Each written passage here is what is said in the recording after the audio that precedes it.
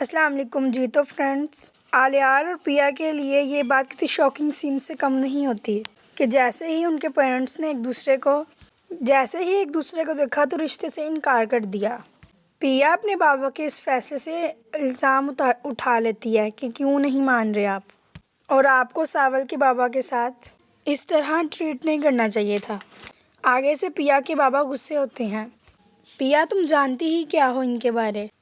مجھے بس آلیار کی فیملی والے اچھے نہیں لگے، اس لیے اس رشتے سے انکار کر دیا، اور یہ بات تم تسلی سے جان لو، میں تمہارا وہاں پہ رشتہ نہیں ہونے دوں گا۔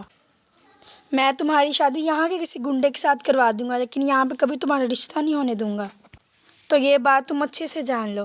اور دوستوں، وہاں پہ آلیار بھی بہت زیادہ نروس ہو جاتا ہے۔ وہ بھی وہاں پہ اپنے بابا سے یہ جاننے کی کوشش کر رہا ہوتا ہے کہ آلیار بھی یہاں پہ اپنے بابا کے کہہ رہا ہوتا ہے کہ پیا کے بابا نے آپ کو ایسا کیا کہہ دیا، اور آلیار یہاں پہ کہتا ہے کہ بابا موسیٰ کون ہے۔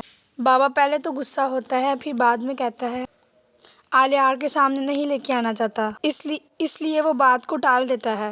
آلیار کا پاپا کہتا ہے بیٹا میں خود بہت زیادہ پریشان ہوں اسلم صاحب کے یہ رویے کو دیکھ کر، اور مجھے نہیں پتا کہ وہ کیا کہہ رہا ہے، کس موسیٰ کی باتیں کر رہا ہے وہ۔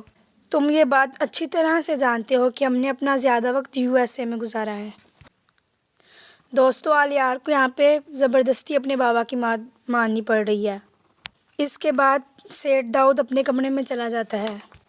اس کے من میں یہ لالچ آتا ہے کہ وہ تو اس کی پراپرٹی ہے جو اسلم سے جوئے میں ہار گیا تھا۔